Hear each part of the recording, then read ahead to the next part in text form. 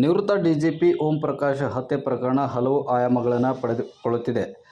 ತನಿಖೆ ನಡೆಸುತ್ತಿರುವ ಪೊಲೀಸರು ಎಫ್ಐಆರ್ನಲ್ಲಿ A1 ಪಲ್ಲವಿ ಓಂ ಪ್ರಕಾಶ್ ಮಗಳು ಕೃತಿ ಅವರನ್ನು A2 ಎಂದು ದಾಖಲಿಸಿದ್ದಾರೆ. ನಿನ್ನೆ ಸಂಜೆಯಿಂದ ಎಲ್ಲ ಆಯಾಮಗಳಲ್ಲೂ ತನಿಖೆ ನಡೆಸಿದ್ದು, ಪೊಲೀಸರು ಓಂ ಪ್ರಕಾಶ್ ಹತ್ಯೆ ಪ್ರಕರಣದಲ್ಲಿ ಪಲ್ಲವಿ ಅವರನ್ನು ಮಾತ್ರ ಅರೆಸ್ಟ್ ಮಾಡಿದ್ದಾರೆ. ಓಂ ಪ್ರಕಾಶ್ ಅವರ ಕೊಲೆಯಲ್ಲಿ ಮಗಳ ಪಾತ್ರವಿಲ್ಲ ಅನ್ನೋದು ತನಿಖೆಯಲ್ಲಿ ಬಹಿರಂಗವಾಗಿದೆ. ಓಂ ಪ್ರಕಾಶ್ ಪುತ್ರನ ದೂರಿನ ಹಿನ್ನೆಲೆಯಲ್ಲಿ ಪೊಲೀಸರು ಮಗಳು ಕೃತಿಯ ಪ್ರಾಥಮಿಕ ವಿಚಾರಣೆ ನಡೆಸಿದ್ದು, ಪೊಲೀಸರ ಬಳಿ ಪಲ್ಲವಿ ಓಂ ಪ್ರಕಾಶ್ ಅವರು ತಾನೊಬ್ಬಳೇ ಹತ್ಯೆ ಮಾಡಿದ್ದಾಗಿ ತಿಳಿಸಿದ್ದಾರೆ. ಅಷ್ಟೇ ಅಲ್ಲ, ಓಂ ಪ್ರಕಾಶ್ ಸಾವನ್ನಪ್ಪಿರೋ ವಿಚಾರ ಈವರೆಗೂ ಮಗಳು ಕೃತಿಗೆ ಗೊತ್ತಿಲ್ಲ. ಕೃತಿಗೆ ಆರೋಗ್ಯ ಸಮಸ್ಯೆ ಇದ್ದು, ಶಾಕಿಂಗ್ ವಿಚಾರ ಹೇಳಿದ್ದಲ್ಲಿ ಆರೋಗ್ಯದ ಮೇಲೆ ಸಮಸ್ಯೆ ಬೀರಲಿದೆ ಎಂದು ತಿಳಿಸಿದ್ದಾರೆ.